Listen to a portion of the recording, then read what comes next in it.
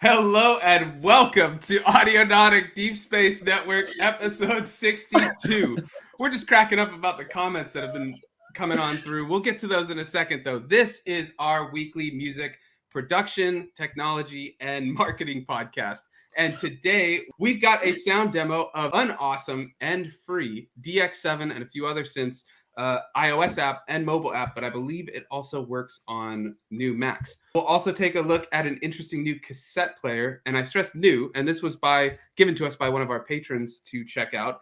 And then we've also got, Curtis brought this to the table, a Prophet 5 VST. And we'll also be taking a look at this strange new world of AI and cloned voices from some of our favorite musicians. And we're going to talk, where's the line, who holds the copyright to a voice, things like that.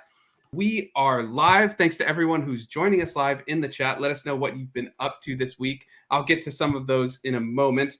And I also want to welcome all of the listeners over on Apple Podcasts and Spotify. Thanks a ton for checking it out. And if you enjoy the show, consider giving a rating or a review and following. It helps a ton as we're always trying to reach new ears and eyes. My name is Sunwarper, and with me today is Curtis. How are you, my friend? All right, yeah, I'm all right. Just looking. Now we're right. I got you on the camera now. Yeah, no, just checking out the docket for the week. Yeah, I'm good. A little late, but that's all right. you can never read it too many times. You know, you're right. We've just managed to get StreamYard Pro, and with great power comes great responsibility. So that's true. I do want to bid a fond farewell, though, to something. I just need to open it really quickly. Yeah. We do have to bid farewell to StreamYard Lake, but it's a happy goodbye. It's a very happy goodbye. StreamYard Lake has been replaced by Audionautic Spaceman. Yeah, on the top, as you probably saw, the changes. We are missing Eon Lake today. He unfortunately wasn't able to join us. So we can, when we need an opinion or a rant, we can turn back to StreamYard Lake if we need it. But for now, the Spaceman will be listening to tunes as we talk. So what have you been up to, Curtis? Another week of performances here in Czech Republic. We made English-speaking theatre history, which is quite fun. So I've been doing more sound design, making things work and that kind of thing. It's all been about making sounds for theatre and for kind of live performance as opposed to sticking to the music. It's been great to take a break in that regard because I come back.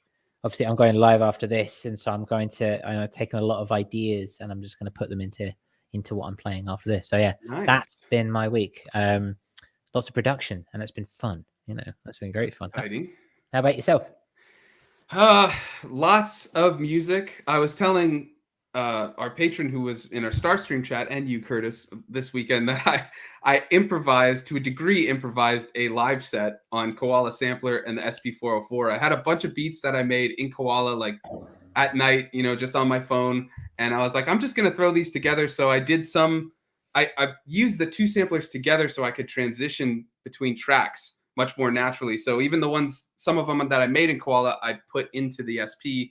And so that'll come out tomorrow, but that was a lot of fun. That took some time. And then I've been trying to take walks every morning. Like after I walk my dog, just go by myself, listen to a podcast or something, and just kind of be out in nature. I'll shut off the podcast too and just hear the bird song and things like that, just to, I don't know, I guess ground myself, something to that degree. But it's nice to just get out in the sun. The weather is getting real nice. It's kind of weird here though, and California keeps changing. We get rain, we get not. But I do want to get to these comments because we were cracking up at the start for a reason. So first of all, I have to show this one because I love this lack of emoji thing from StreamYard. We got a elbow cough from Survey Channel. He says, we asked him how he's doing. He said, everything's going well. That's great, Survey Channel. Happy to have you with us today. Hope to see you in the round robin. And we also got this one, which is what we were cracking up about. Thomas says, oh my God, you guys scared me. Was working in Ableton on a project, YouTube running in the background, completely forgot. Then all of a sudden guitars start to blast out of my speakers. Actually, it was probably just speaker because I keep noticing that when we did that mix, I just had one guitar on the left side and it's starting to bug me. So we might have a remaster coming soon of Trans-Pacific. We'll see. But it does creep up on you though. It's quite nice. They do. I hope you enjoyed the music and that it was a bit of a like, oh, that's right. I need to change what I'm doing right now. But we appreciate you being here, Thomas. And Hydro Fighter says, hey guys, I'm kind of here in a meeting, have half of my headset on, listening to the meeting and an earbud in listening to the show. It's not stereo, it's double mono. That is some crazy multitasking. So we're proud of you for that, Hydro Fighter. But if you need to listen to your work meeting, that's okay. We'll forgive you.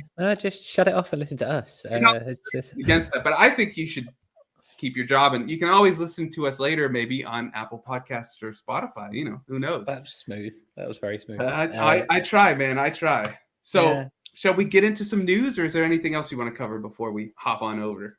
No, I just want to say hello to everyone and say thank you for joining us. It's lovely to have you here. We've got a great show. Someone has gone through the docket, so we'll get into it. He's got a little live demo for us today. And we're going to keep this going.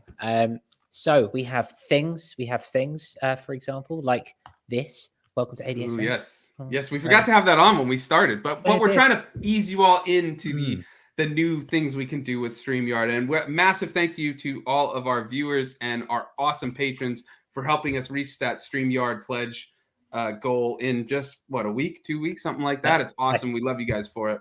Very much so, yeah. So we'll get into it for now. There's more about Patreon later. Like I said, we've got a piece of news from one of our patrons, which is always fun.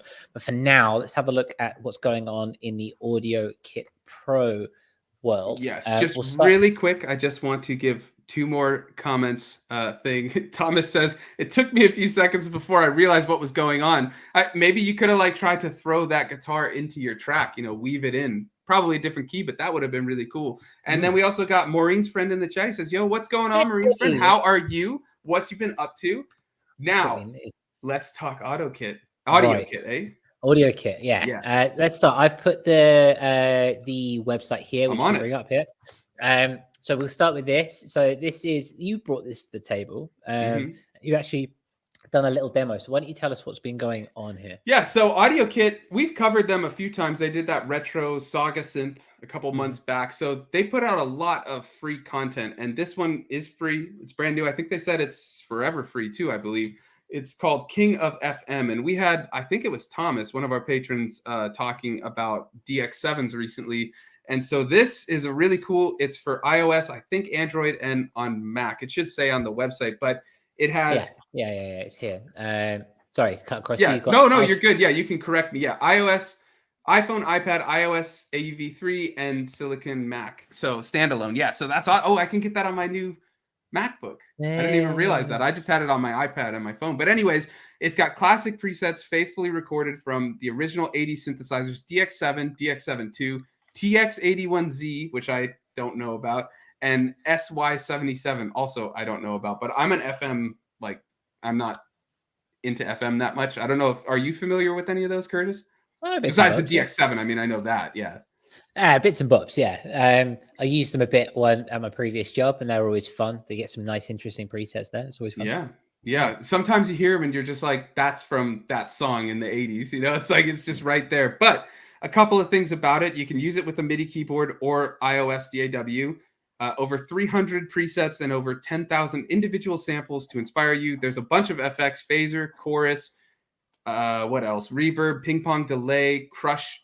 There's a bit crush. It's really cool. A lo-fi stereo fatten, they call it, which is widening. And there's also auto pan and a couple others. They say over 2 gigabytes of sounds compressed to under 400 MB. And there's a bunch of other stuff you can do. It works in iOS plugin hosts like GarageBand, AUM, Cubasis, Beatmaker 3, and more. So I know we have some people that use Cubasis, so that's always nice. And it also says includes full lifetime license for both iPhone, iPad, and Mac. So it's awesome. Should we get to a little sound demo, though? Yeah. Bring it up. Okay, now I just want to stress one thing before we do that, though. I am not the best iPad keyboard player. I don't know if there is such a thing as an amazing iPad keyboard player. It's hard to play, but yeah. So I messed around with a few of the presets, and first I started with the classic piano, and then I started doing some sound design. So we'll start with some classic sounds and then get into some cool stuff. And this is an edited version of this demo. If you want to check out the full demo I made, it's about 6 minutes going through sounds, doing some sound design with it. It is up or will be up after this for our patrons. Yes. Yes, I remember not replying to your message this morning. Yeah, I know. I was like, you put 2 emojis on. There were like 8 messages, voice messages, and you put 2 emojis. And I just thought to myself, I have no idea what those 2 specific voice messages said. I was planning to reply, and then I got into work this morning, and then just everything went haywire. And before I know it, it's 7 o'clock, and we've got to start doing this. So yeah, I just thought you were sick of my voice. To be fair, it was 8 messages, and I was like, I'm sorry, I've sent so many, but there was this, and then this, and then this. I mean, I love waking up to messages and hearing what's going on with you at your end, and I do. I appreciate it. I thought you'd like the sound of my voice over 8 messages. You know, I mean, it's it's better than Spotify in the morning on my commute to work. You know, it's fantastic. Spotify, right? Exactly. And then I went through all of them this morning on the way into work, and I was just like, okay, there we go. And then I got into work going, I am going to reply, and then everything just went haywire, like we say. So there we go. That's my story. Songs.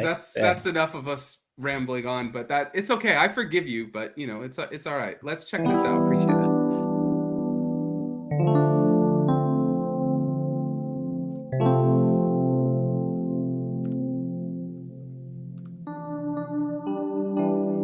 Reminds me of Die Docs. Yeah, I got that vibe too. I know. The sound font. Oh, there's a bell. Just wait. Now we start doing some sound design here. Reverb. I love the placement of your logo, by the way. Yeah. Gotta put it there. Yeah.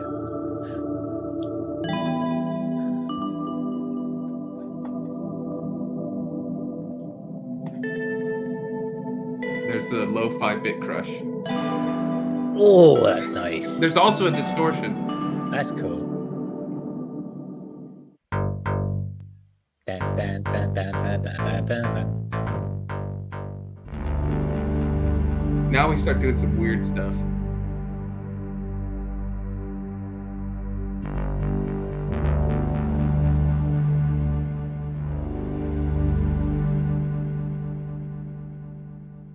Distortion, and then there's an LFO in the filter.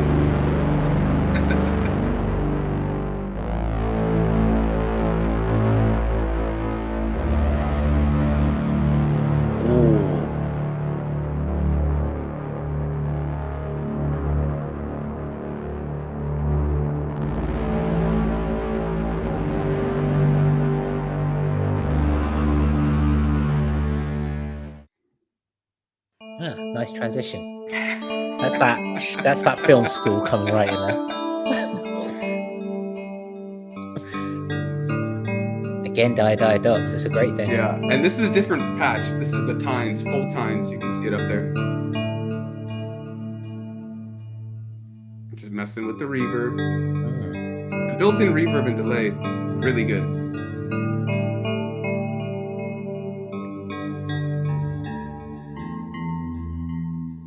All right, yeah, so that's what we got. If you want to check out the full, I go through a bunch of different presets, some sound design and things like that. It will be up after this for our patrons. Real quick, we got a bunch of chats, so I want to cover those. Let's see. We've got Shady Ridge in the chat. He says, hey, everyone. Hey. Shady, what's going on? How are you? J-Bell asks, how would you connect iPhone or iPad to a MIDI controller? So if you have Lightning, there are dongles that you can buy from Apple that gives you a USB input that goes into the Lightning. It's really annoying, but I believe the new iPads are USB-C, and so all you would need is a USB-C to whatever that input is for MIDI controllers. USB 2.0 usually. Really? Mine's that weird one. I don't know. Whatever. It doesn't matter, but you would just get the connections for that. You could just check that out, J-Bell. That's how you would do it. And Thomas asks, can it do the Lately bass from the classic Hadaway song, What Is Love? I believe so. I mean, it's free. You can check it out for yourself and see what you get. Survey Channel says, I used a fair bit of FM on my new tunes. Oh, very cool. Have you been using FM before that, Survey Channel, or is that more of a recent thing that you started doing with that bit of new tunes? He says, it's what I live for. And let's see. Survey Channel says, FM smokes. Yeah. I don't want to get a claim or anything from YouTube, so we'll just censor that little bit there, Survey. But yeah.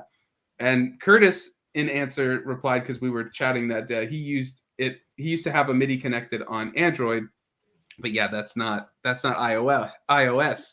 Curtis. I figure electricity is electricity, no? Well, I think Android usually has USB-C, but these new iPads, I believe, like I said, do have USB-C, so it would be an easy thing. But yeah, J-Bell, if you have Lightning, there is a I think it's like the dongle is like the photographer's one or something, but it goes Lightning to a USB, and you would just use that. There we go. It looks like a lovely little synthesizer to play around with, even if it's just for like shits and gigs, just to kind of just see. I don't know, man. The effects are really good. I was getting some really cool sounds that I was thinking I could turn these into drones that I could sample or do stuff like that. And the piano's great. I mean, the piano's really good. The bass sounds are always good. It reminds me of a Volca FM, but better because there's more effects, there's more polyphony, but also it's on your phone, so you can be anywhere. And it works, like I said, with GarageBand and things like that. So it's pretty awesome. Oh yeah, totally. I mean, again, we haven't covered a iOS synth for a while, but they are, that they are becoming equal now to like soft synth on the computer and stuff like that, and that is a wonderful thing to see. Just you can have a bunch of iPads, have everything digital, have everything on you going, that kind of thing. You don't have to worry so much about hardware and where you're going. And it's always been as well. The presets have been slightly subpar or have been something a bit off kind of thing, but now, touch wood, at least they look like they're coming into their own and they're going to come through. This is technically MDF, but it will do for now. It's all right. Well, if you wouldn't have said it, I wouldn't know, and the internet wouldn't know, so don't worry about it. No, everything's transparent in this world. As you know, everything on the internet is true, so you can go from there. Didn't Abraham Lincoln say that? Exactly. Yeah. And AI will destroy us all. I'm pretty sure that's what he put in his memoirs, at least. Yeah, I think so. And Curtis, not Curtis, you're right here. Survey Channel, no need to apologize.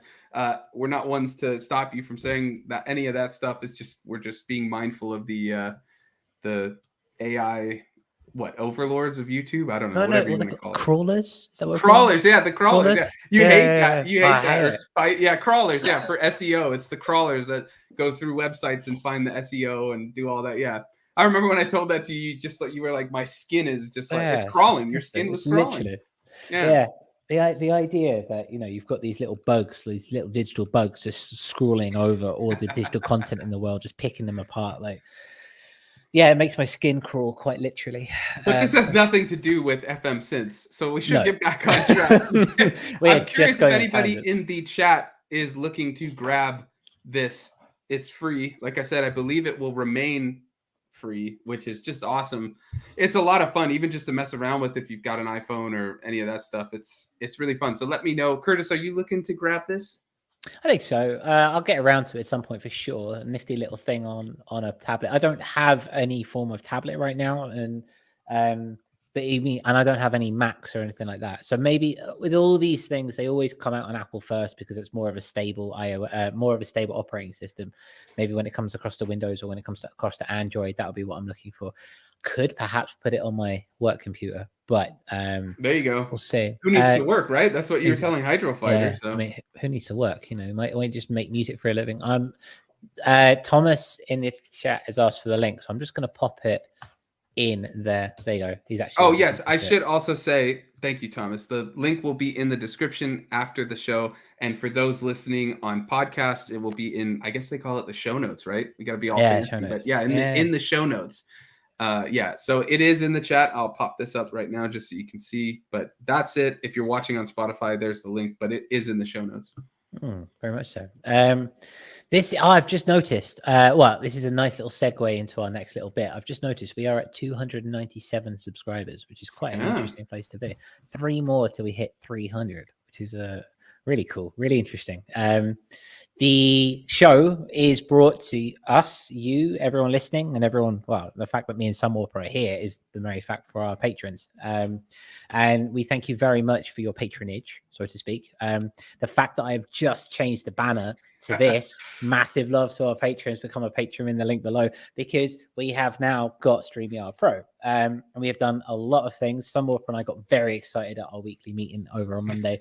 Lots of new features in here. We can change stuff. We can move things around. We can have different cameras and stuff. And we're slowly getting to grips with what this new software can give us and the time as well, I think, is the main thing for us. The time-saving devices, which will allow us to create better content and allow us to go deeper into the subjects that we want to talk about, to then bring this to you every Wednesday, my evening, American morning / afternoon, depending on where you are.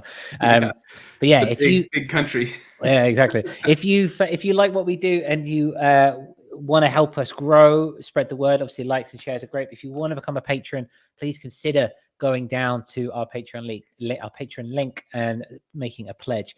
Pledges start at $2 per month, and some of people will tell you about all what you get, because I keep forgetting. So yeah.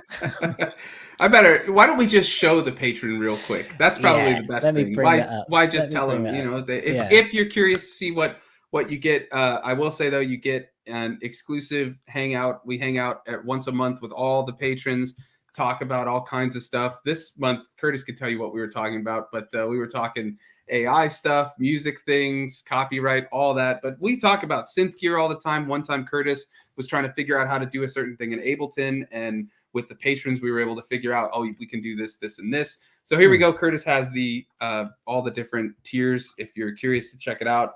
We're also going to start we're bringing back binary stars. It'll be for patrons, the $5 and up. We'll be hanging out live, listening to some music, and just talking once a month on that.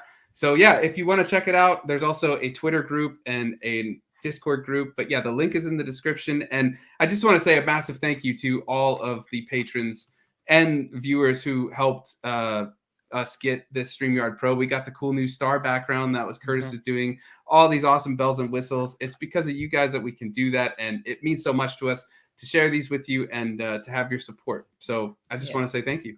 Yeah, me too.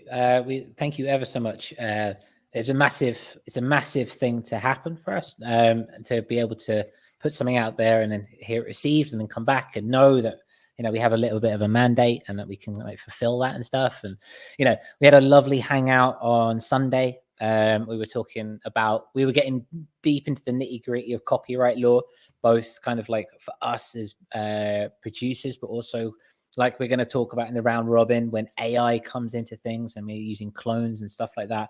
It was a really fascinating debate about, and supporting each other. I think it was a really interesting point.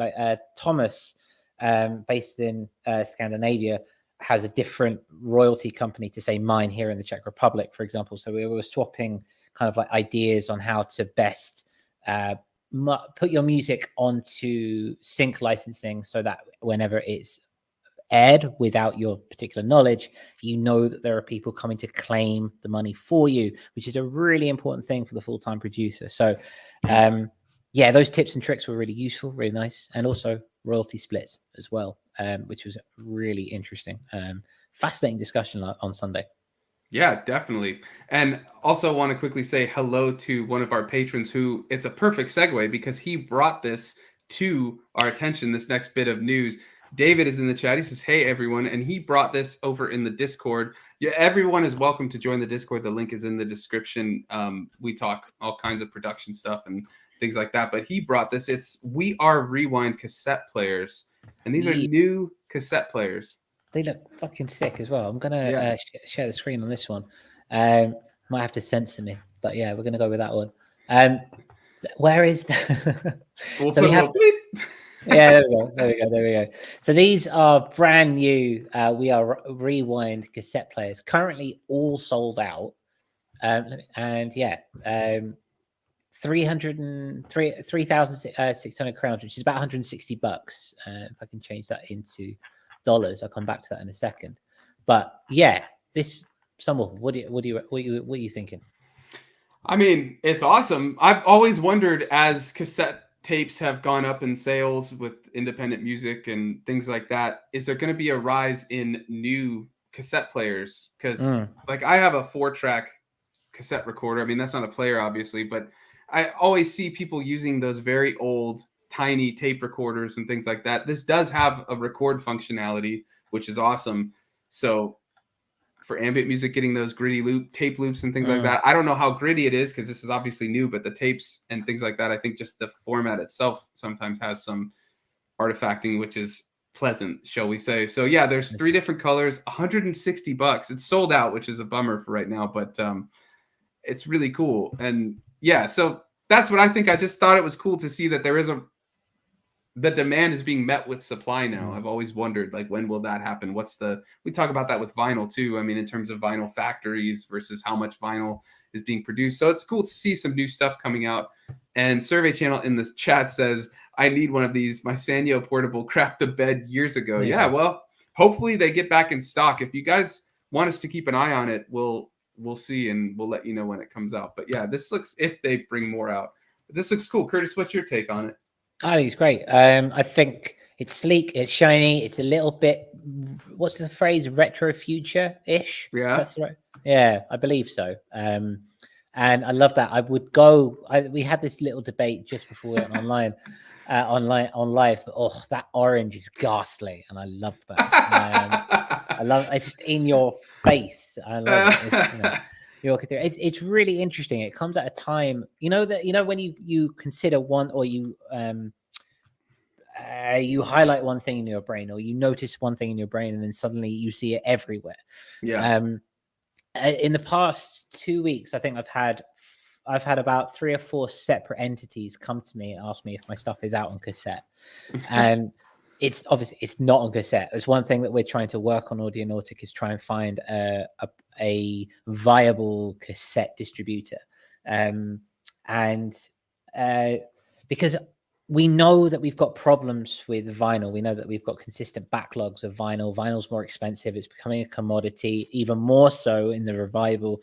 And if you are, depending on who you are, but if you ask me, it's now getting a bit ridiculous how expensive they can be. This seems like a logical next step for those who want that classic analog sound. Cassettes, they're portable, they're somewhat sturdier, I imagine.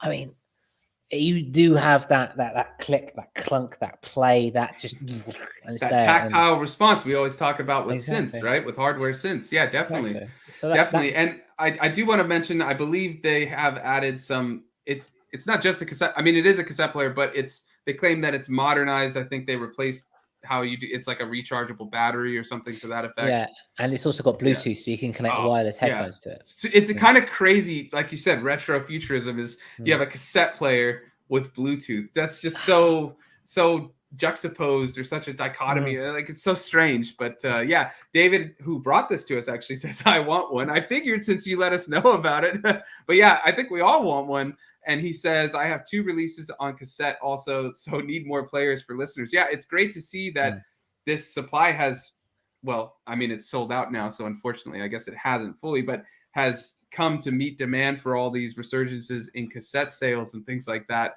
And he also says it's affordable. Yeah, I mean, $160, it's crazy. I hope, since they sold out, I don't know how long these have been out for, but I hope they're making more, because it's really cool. Yeah. I want to know more about the record functionality, quite frankly, because I think that'd be cool to be able to listen to things, record tiny little things. So yeah, I know it's not a full-on record, like cassette recorder, but just if it can give you that lo-fi sound and stuff, that'd be 2 things for your money, right? Completely and utterly, yeah. We'd also like to know what you guys think.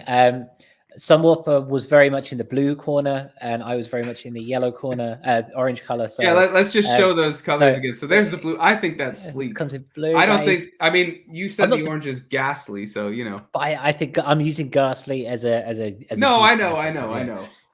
I think the blue is lovely. I think personally, I'm with the orange on this one, just because it's loud and brash. I do like that color of orange, though. It's very cool. And yeah, there's gray. And there's gray. And I think they've got. It's also okay. So the blue is called Kurt. The gray is called Keith. The orange doesn't have a name. I think it's Surge. I believe Surge. SERGE. Right. Well, there you go. I believe. I thought I saw that. Maybe it's just some random thing in my mind, but I swear I saw that it was 3. If it's in part of your reality, then it's in the only reality. That there we go. All right. So yeah, we'd like to know what you would. I'm in orange camp. I think this is like bit. I imagine this future debate when it goes on to Apple and it goes on to Spotify being a bit like that Twilight tribalism, whether you were the werewolf guy or the vampire guy. I'm expecting to wake up on Surge Sunday or morning. Keith. I'm expecting to wake up on Sunday morning, the morning after this goes out. Discord in shambles. And just people just warring over Team what color Keith. they're going to get. J-Vel says, would be cool if you could record onto it and sample from it by output or something. You can. And just to verify that, it did say that it can record, and that's what I was mentioning earlier. But we have a user on Discord who said that they've got one. They're great. Big recommend. And I said, oh, can you actually record on it? He said, yep, there's a record button and a blank tape and a pencil. So all you need. That's what you want. I like how it comes with a pencil. It's very good. So that's what you need. That's what you need. We'll put that one to bed. If anyone picks one up and has a little demonstration and wants to put it in our Discord, please do that. I'd love to see how it works in the flesh, so to speak. That's not one of these, super polished advertising videos, but it's just, a random what it is. Exactly what it is. So love to see more. Would absolutely love to see more in that regard. And here's to lots more tape loops and ambient gnarliness. Yeah, there's going to be a even bigger resurgence of that. Yeah, very much so. So that's that one. Our last piece of news for the week concerns the Prophet, or the Prophet 5 in a way. Now, before we get into this, Sunwalker and I had another little discussion. We were very much discussing in the green room today. Profiting, is it 2 T's or 1 T? Google's telling me both, and I'm a shaven chimp with no idea of how to spell. So please let us know if it is 1 T or 2 T's. I think what I was saying is that I think it's a case of US and UK, or maybe, however you want to call it, but the different forms of English. Some spell like color with the U. We don't do that typically, things like that. So gray, right? That's A or E, things like that. So it could just be that. But he stuck to his guns and kept the 2 T's. So yeah, J-Bell though, he's right where you are, and he says 1 T. That's what I was thinking. I was like, I think he misspelled it. He's like, no, I didn't. And first I was going to defer to the English teacher, but I was like, I don't think so. So I Googled it and I got 1 T, and then he said, no, there's 2. So like maybe it's a geographical thing. If anybody knows, let us know. I mean, it's just a word. Who cares, right? That's what I also said. But just Curtis brought it up, so I wanted to be fair and mention what we talked about. And real quick on the cassette matter, Hydro Fighter says, I'm assuming the pencil is used to coil up the tape when it gets unraveled. Been a while since I had to do that. I would think so too. That's what I was thinking, but I have very little experience with cassette. I have a cassette 4-track up there, but it just sits there and collect dust. I might sell it, but yeah. Just go through. So yeah, profiting off the Prophet with either 1 or 2 T's, we don't know. But Softube, they have just released a VST based on the 5-voice, the Prophet 5, and it looks pretty dope. I bring this to the table mainly because of the price tag. How much did you pay for your 8? Did you say? Well, so I have a Prophet 8, which is quite different from a Prophet 5. Yeah. They have a reissue of the Prophet 5, and I think that might go for $2,000 or $3,000 or something. So currently, so that's a big thing. I bought my Prophet 8 in 2013 for, I want to say, $1,100 or $1,300, something like that. Okay. Well, okay. So we're talking for both. We're talking big bucks. You can get the software version now for $99 US. And then after June the 2nd, it goes up to $160. So again, you can either have a cassette player or you can have this. But I wanted to bring this to the table because it looks pretty nice, looks pretty decent, and it gives very much those analog vibes in that sense. Can we get a little taste of how it sounds? Yeah, we got this one down here. So if I bring this up, if I do this. There it is.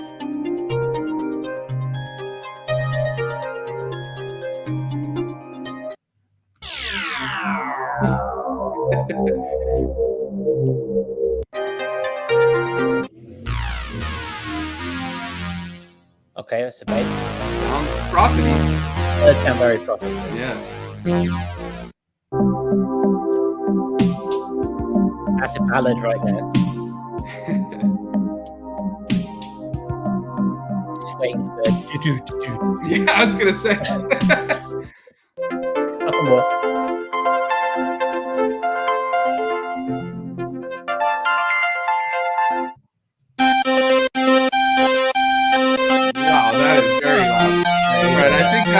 that's enough profiting enough for for now. now. I wanted to look. So how much is it going for right now? Did you say 99? Right now it's 99. And then it will be 159, I think you said? 159, yeah, 159. Okay, so because I use Repro 5 from UHeat, which is another Prophet 5 plugin, which is awesome, and that goes for 150. Okay. So this sounds great. I'd have to hear it, not through internet bit rated, all that stuff. It sounds great. It looks cool. The price is really great. And just out of curiosity, I checked. Sweetwater says that the Prophet 5 is $35.99. Right, the reissue that they made. So yeah, I'm curious if anybody has this or is looking to get it, or if they like Prophet 5 sounds and things like that. So yeah, and J Bell has a few questions. He said, would it have drums too and bass? It's a synthesizer. It's just a clone of the Prophet 5. This is a Prophet 8, but it can do a lot of things. I mean, it's a emulation of an analog synthesizer. So the main thing you're going for with this would be to play synths, but it does do some drums. I believe those drums in that one preview we listened to were probably from it. Bass, it's really good at making bass lines. And then he asks as well, would this be equivalent to buying something like Complete? And does it have USB to laptop? No, this is a plugin. It's a synth. It's a soft synth. So it would be like opening, what is it, in Ableton? What's one of the synths that comes stock in Ableton? I don't use Ableton, but what? Bass. Ableton Bass? Yeah, well, there we go. It'd be like having just a plugin for bass, and it's not a keyboard or anything like that. It's strictly in your DAW that you would open it. And David says, I'm considering this Softube. Love the Prophet 5 sound. Yeah, I mean, you can't go wrong with the Prophet 5. I use that repro everywhere, so I'm always looking for good basses and things like that. Not basses, always good emulations of the Prophet 5. So yeah, David, do you have repro or any other Prophet 5 emulation? Just curious if you're still wanting to go for that Softube one.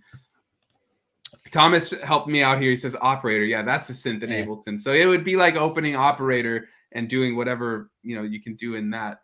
So yeah, J Bell. He says he thought it was a whole synth keyboard. It's just a plugin. The actual Prophet 5 is a legit synth, but yeah, that's $3,599.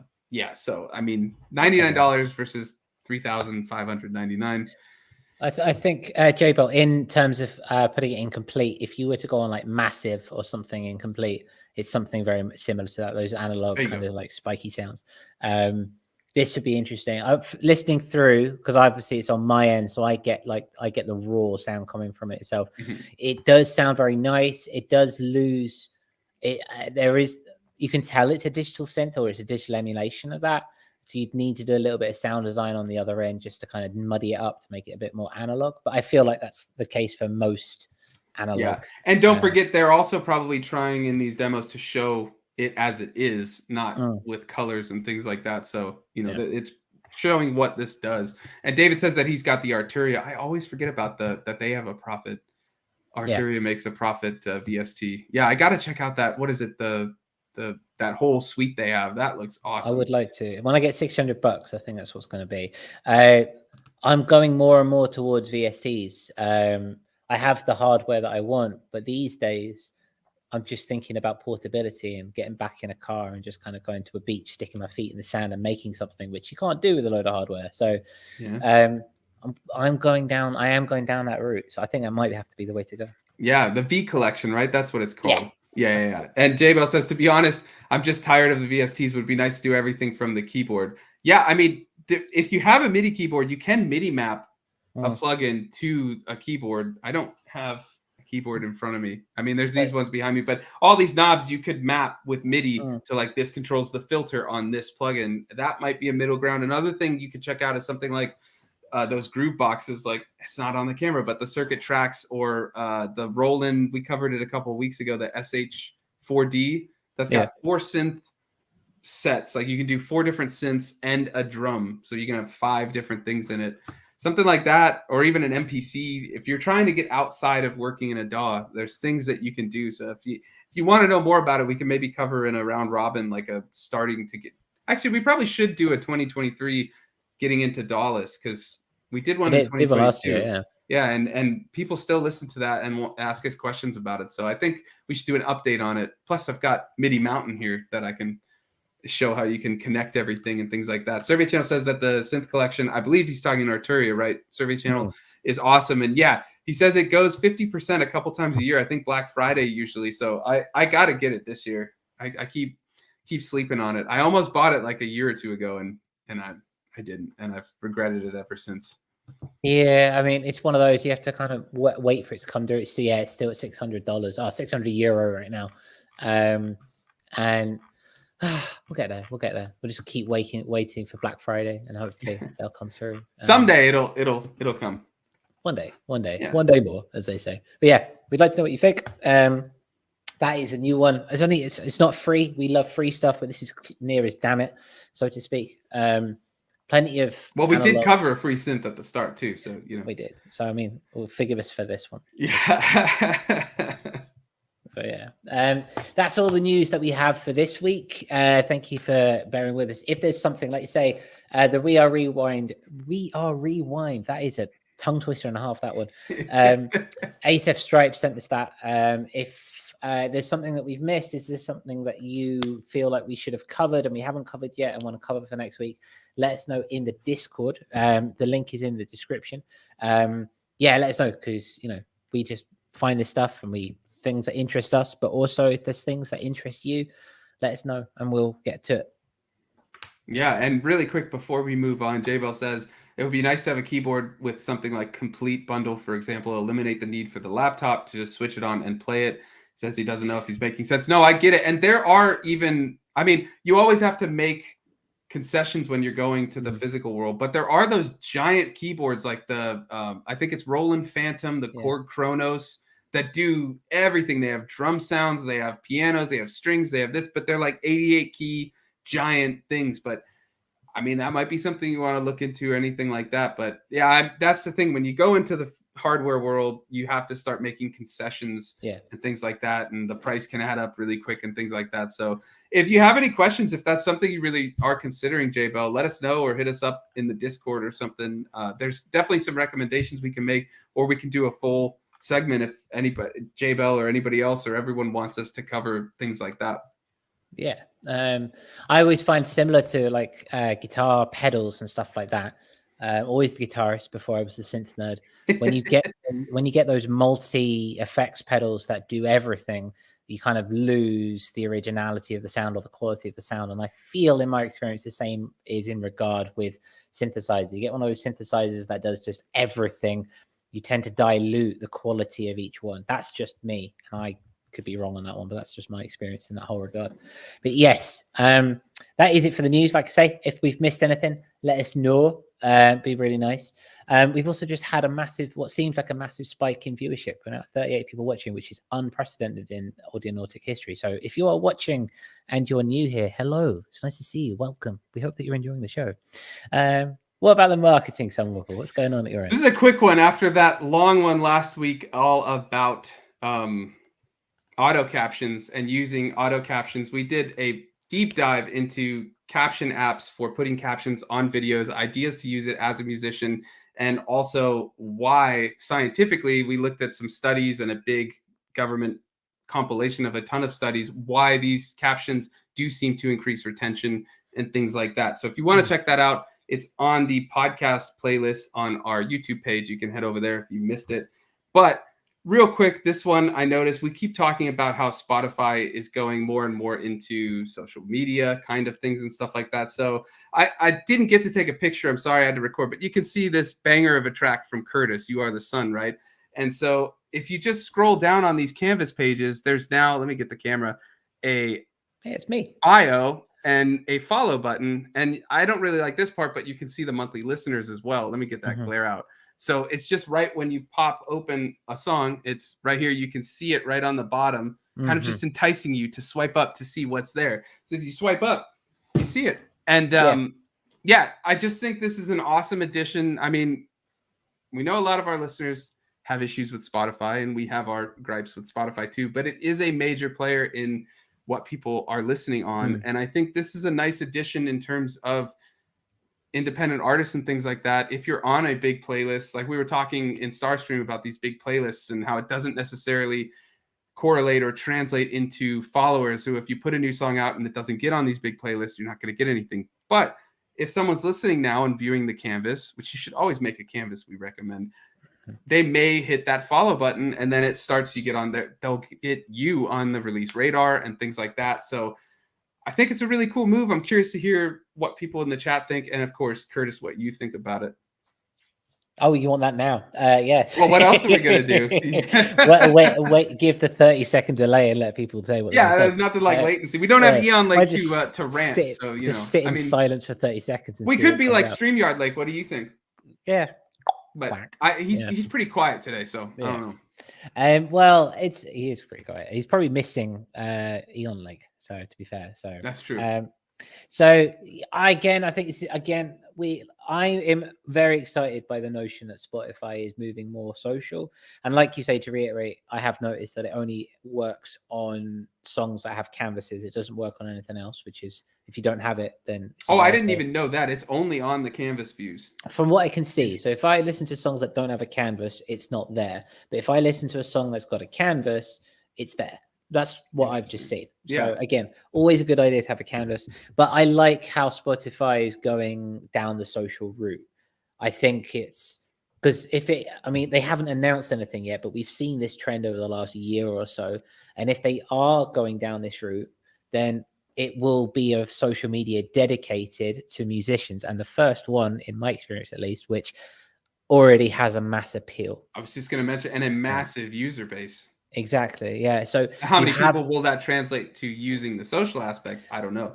Well, but I don't mind a lot of the additions they've made so far. It's not exactly a social thing. They're just integrating a lot more video and things like that.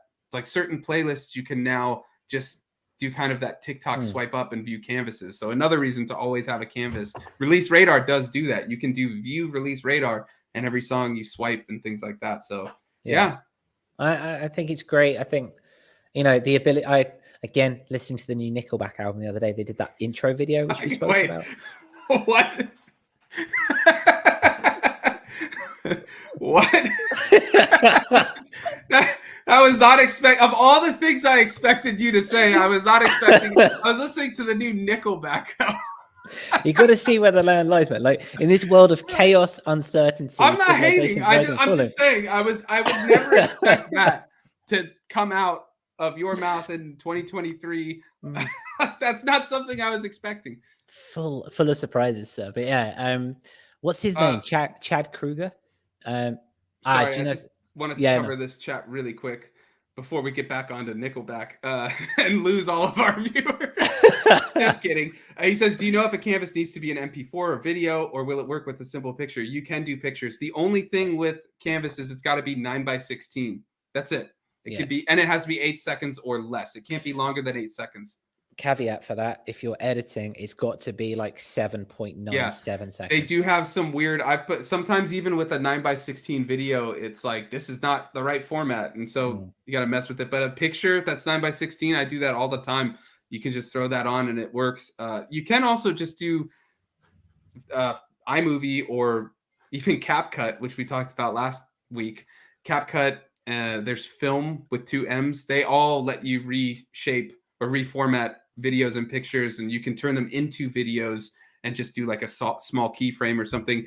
I would recommend, if you can, for major songs to do video, just because it keeps the eyes on it, and Spotify's more and more of attention and how long someone's listening and things like that. So yeah, but a picture, to answer your question shortly, yes, it does work. Anyways, you were listening to Nickelback. Yeah, I was. And listen to their new album, and at the beginning, you click on the album, and then Chad Kruger pops up, and uninvitedly, which is a bit of a shock, but he does pop up in his massive mansion and just says, "Hey, thanks for checking out the album. Hope you enjoy it. Blah blah blah blah blah." And that's the new feature they added, though, that 30-second clip thing. Yeah, exactly. They added that.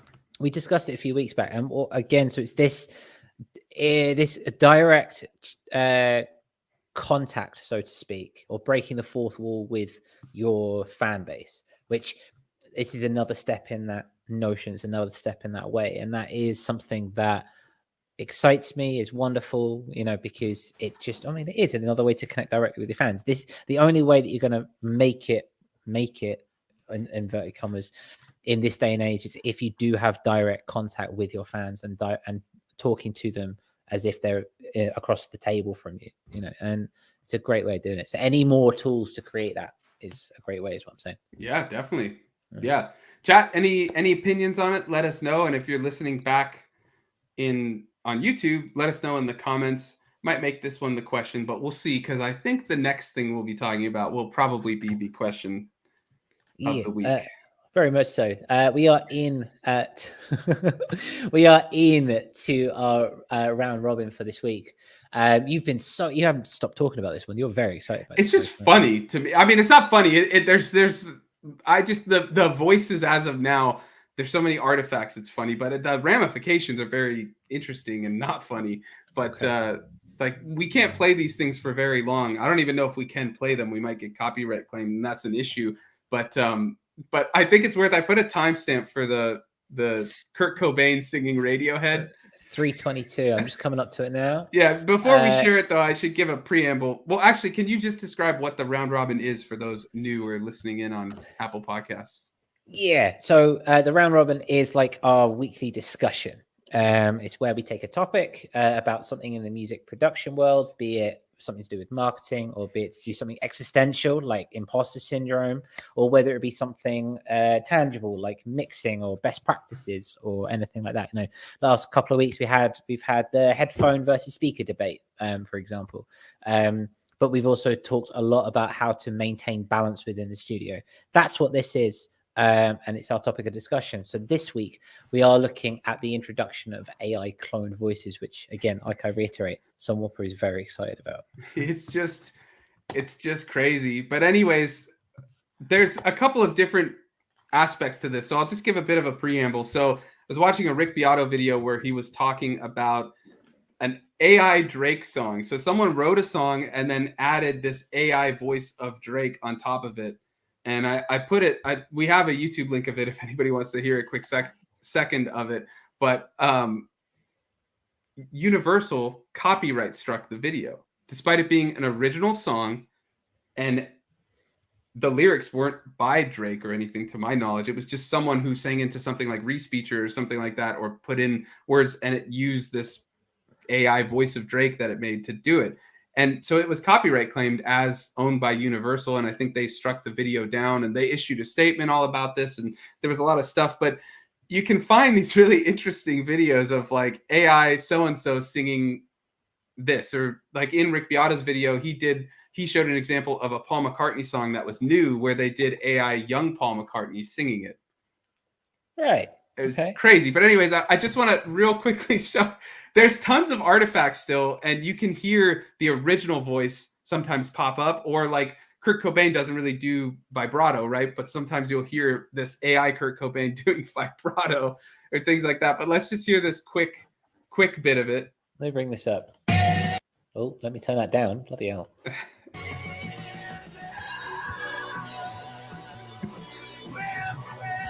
Raise it a little bit. It's kind of quiet.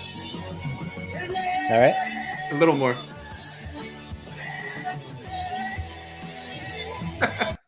All right, we'll stop it because I don't want to get copyright. That was really quiet on my end. Hopefully, chat, you guys can hear it, but I don't want Curtis to get his ears blasted. But anyways, so you can hear it's got that gritty Kurt Cobain vibe, but singing Radiohead. But there's parts near the end of the song and at the start where it's just Tom York's voice. Like the AI couldn't hit it or anything like that. So this is a long preamble, but I really just kind of wanted to talk about, well, the bad with these copyright things and stuff like that, but also what I could see being very interesting in that you don't have to do a famous voice of someone with this AI voice thing. You could do a unique, AI voice, right? It could be its own thing, like something to that effect. But people who don't sing but want to add vocals, and maybe they can't hire a vocalist or something like that, or they're just getting started or want to experiment, they could use these tools to just put vocals on top. And yeah, it's weird. There'll be artifacts and things like that.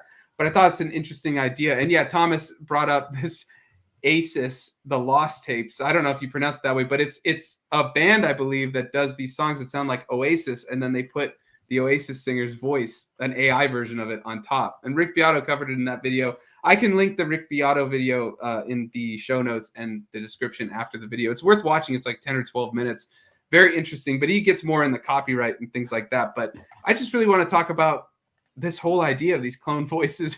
Where does the copyright end on someone's sound, right, or voice? I mean, there's definite artifacts, and the Drake one does sound a lot more like Drake than these Kurt Cobain ones, and I think that's partly because of pop music being very like getting more simplistic, getting quantized, getting auto-tuned. So it's a lot easier for, I would think, an AI to be in that thing than Kurt Cobain, you know, doing his very expressive and Kurt Cobain-ness. I don't know. But what do you think, Curtis?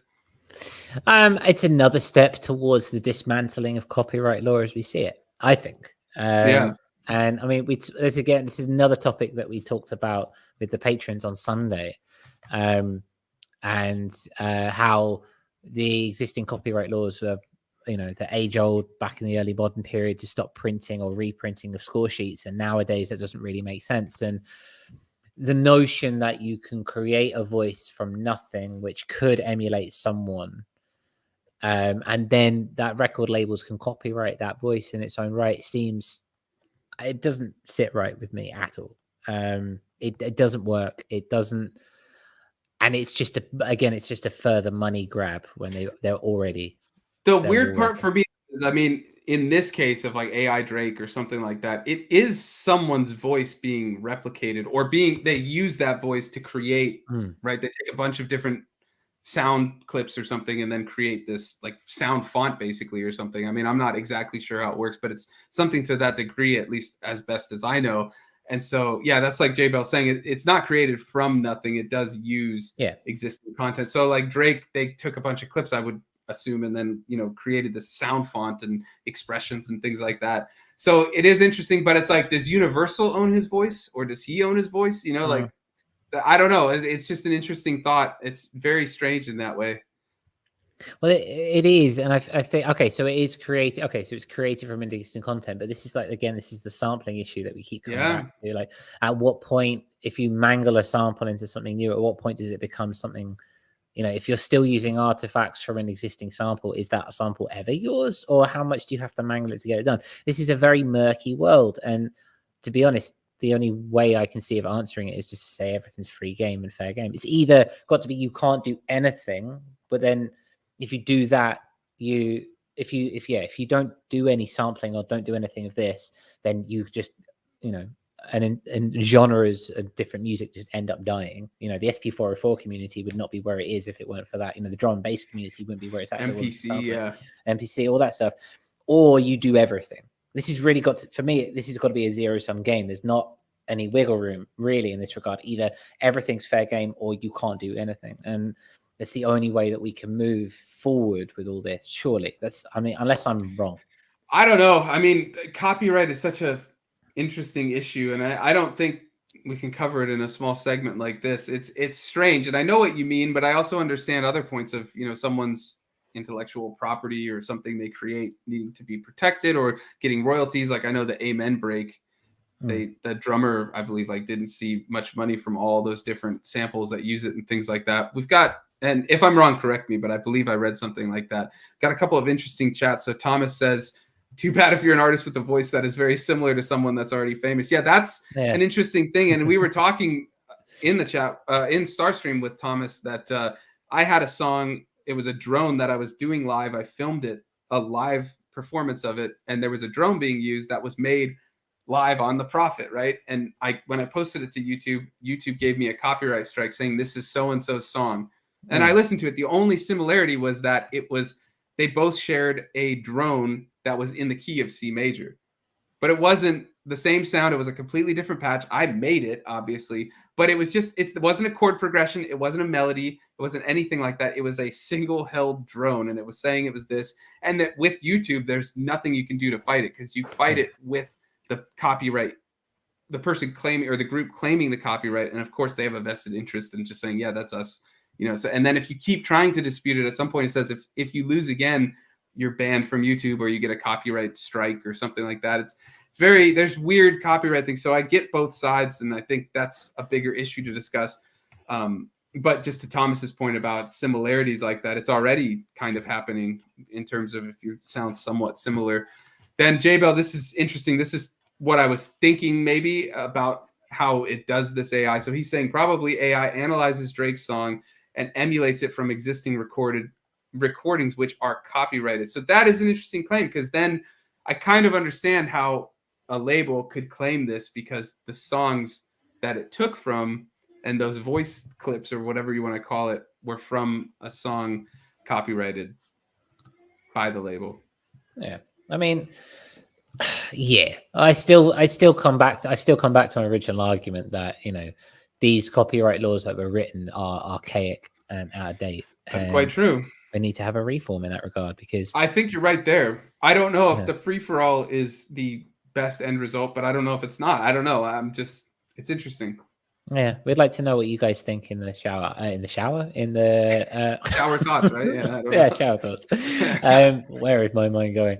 Do you want to hear a tiny segment of Drake AI? I don't want to mess with Universal right now. You don't want to mess. We with already played Radiohead, sung by Kurt Cobain, so we can. I'll tell you what. We'll put these links in the show notes if you want to check it out. Yeah, and a couple other things from J-Bell I want to cover. He says YouTube does similar with when it copyrights videos because it analyzes the audio file, and there is, I'm going to add in quotes, supposed audio from a copyrighted thing, because like I was saying, there's a lot of issues with YouTube's copyright striking system, both in how it detects it, but also in the way you try to dispute things. So that's a whole other argument, but yeah. And J-Bell says, you're not wrong. Did you see what happened with Sheeran? Yeah. So there was a court case with I forget what song it was. There was a lawsuit against Ed Sheeran for a song he wrote that they were claiming it was copying another song, and I'm totally blanking. Again, this isn't the topic. I do know what you're talking about, J-Bell. If you want to elaborate, because I'm blanking on the songs and stuff, feel free in the chat. But yeah, I believe Sheeran won it though. That it's not the same song and things like that. And there were a lot of videos of like analyzing the music theory of both songs, the key, this and that. It's interesting. But anyway, it's good that That's right. Yeah, I'm sorry, Curtis. It's "Let's Get It On" from Marvin Gaye, and then I can't remember the Ed Sheeran song, but yeah, it was a Ed Sheeran song. Something acoustic. I mean, that's a large number of songs. Yeah. Yeah, he's saying what he's getting at is that the laws are changing. Yeah, and I mean that's a good thing to see. I mean, it's like I'm glad that, just to touch on the Ed Sheeran thing, I'm glad that it went through. I mean, I'm not the biggest fan of Ed Sheeran. I don't think that's too controversial thing to say. But the fact that he won that case is good, because it shows that there is still some sense in the name of what you can and can't copyright. Again, like Thomas says, you know, the 4 chord progression, you can't copyright a chord progression. But you can a drone. Apparently you can. I mean, that attests to the fact of having a single note for 20 minutes. Apparently that's a bad thing. You know? So I love drones. Just give me a single note and let me play it for 20 minutes, and I'm yours. You know, but I'm glad that because it does set an ugly precedence for what money can buy in terms of right and copyright. And I'm glad that the laws are changing in that regard, and it's good. You know, I don't mind it. If people want to sample, get on it. You know. It's all free expression, you know. Improvisation is dead. We had this on a round robin a few weeks ago. Like, it's the only way forward. Yeah, it's an interesting. It feels like the Wild West or something right now in terms of all this stuff, and I think in a few years we'll see where the dust settles with everything. But yeah, I mean, I think you're right. Copyright laws do need to change. To what extent and what degree, I'm not sure. That's something we'd have to really talk about and see the merits and stuff. But I just think it's really interesting. I wanted to cover, these bad thoughts on this idea and like where copyright lies and things, but the idea of being able to create voices to put on music, not cloned of a famous singer, but let's say there's some, like licensed properly voice options you can use or something like that, or I don't know, that who knows the logistics of it, but the idea of like having these voices on top is just an interesting concept for opening up vocal music for people who don't sing or don't want to sing or something like that, but want to add vocals to it, or even just Sure. small vocal chops of like Mm. oohs and ahs and quick things like that, just to add. And we're talking sampling, right? Doing something like that and getting all these different libraries of things. It's just an interesting idea. It is, yeah. I mean, I used to spend a lot of time making tracks where you take those vocal samples from Splice, and sometimes they are like oohs and ahs and they're ad libs and stuff. But sometimes they, they're like minute long verses and choruses, and people have recorded entire songs and then chopped them up, and you can just literally splice them into your project file. This is that next step, and like. That's really interesting to me because you can begin. I imagine you can then begin to kind of sculpt the type of voice you want. And what you want. Like, let's say you have a song and you want a specific sample in mind. You could actually type it in and have that created and tweak it and things like that. I mean, that idea is kind of cool. It's kind of creepy and weird, but it's kind of cool. And like J-Bell says, it would have to be, and you were saying this too, Curtis, would have to be an AI platform that works like Splice. And yeah, it'd be just cool if like on that platform you could have these licensed vocal sounds or something, and you could type in, like this sound or that. I mean, that's probably a thing or will be a thing, but it's just an interesting thought. That's all these round robins are, just talking out loud thoughts, things. Which is an Ed Sheeran song, no? No, that's thinking out loud. Okay, yeah, well, we're close. Don't copyright us. But I mean, I'd like to see. Okay, so ChatGPT, make a song, write the lyrics for a song, put that through an AI vocal thing, and then have AI generated music, and just going down that route of just going down that route of just AI expressionism and seeing what an AI can do, and just it is exciting. It is very exciting, and this is interesting because this is already a problem with Splice as it is, from what I've read. The thing is, Thomas says, if the producer for, let's say, Justin Bieber already used that sample in a major hit, what would happen? Well, they would copyright claim it, right? And this goes back to the whole issue of copyright. So we're in this weird limbo where we're clung to former things, but going on to new things. And I mean, that's what I was saying earlier about it's like the Wild West, and we got to see where the dust settles. I mean, who knows where it all goes, but it's interesting to see. This is kind of like the insights into the future, let's say, of what could happen with music production and sampling and things like that, and whether copyright and things like that catch up to it or not, and what happens from either of that, the ramifications of it, we don't know. But it's just something to see and at least talk about the cool parts of it, that we were talking about. But it's good to talk about the bad too, I suppose. Yeah, good, the bad, and the ugly. Be great to see. I mean, like, I don't know, you got to mangle us. I work with a lot of kids doing music production, and they'll go on Splice and they'll take stuff and then just like jigsaw it all out and stuff like that, and it's great. But then you got to come back to it. You're missing the fun of it, is mangling the sample, making something new, that kind of thing. So putting it in chromatic mode and seeing what comes out from that, right? Exactly. So like, it's a good way to go. And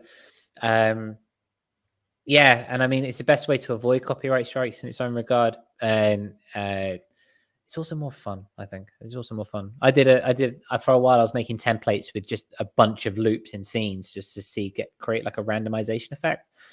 And after a while, I was like, it's more fun if I just go in and mangle them myself. So definitely. I mean, it's the best to just take a sample, chop it up, and do all kinds of weird things with it. I was just cracking up too because Thomas was I want to own the copyright for Haur on the floor kick loop. Good luck with that. It's strange days, but it's just interesting. I'm curious if anybody in the chat has used AI for any sort of musical things. I know there's people that ask ChatGPT to write a chord progression or something like that. So it's interesting. Very much.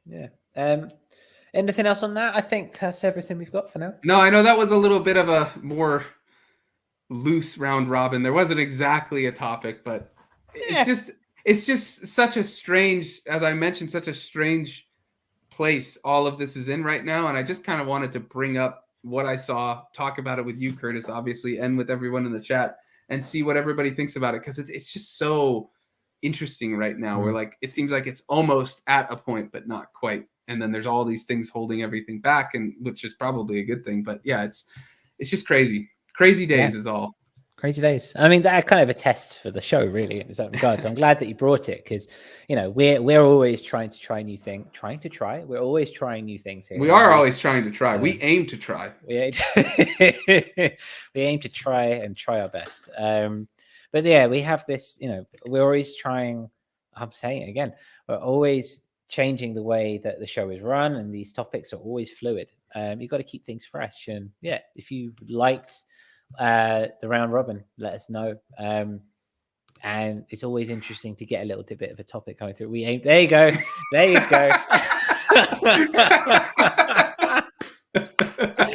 As you can see, this is an extension of our weekly meeting where some up and over basically just spent Monday just going through this new software, just going, what can we do? What can we do? So yeah. You're having a little aspect, a little vision into what it's like to. We aim to try. Yeah. Is that in the banners? Is that in the banners? Yeah, I put it in the banners. I didn't know this. You can do a ticker where it scrolls across. Yeah. Yeah, that is cool. You can't change the color though. It looks like, which is a bummer. So we just It's very Snapchat. It's very Snapchat. I don't know if people are on Snapchat still. I don't know if that's what the youth are doing these days. I never was, but yeah. I think I tried it for about 20 minutes and decided to go on. But yeah, I'd like to make, if we can find a way to make videos in here as well, I think we might have to do another upgrade. I don't know. But for now, we have a lovely new background. We have the lovely Audionaut space helmet. We have different banners. It's good. So we're in a good space. Hey, we aim to try. We aim to try. That's going to be on the back of the new set of t-shirts. It better be.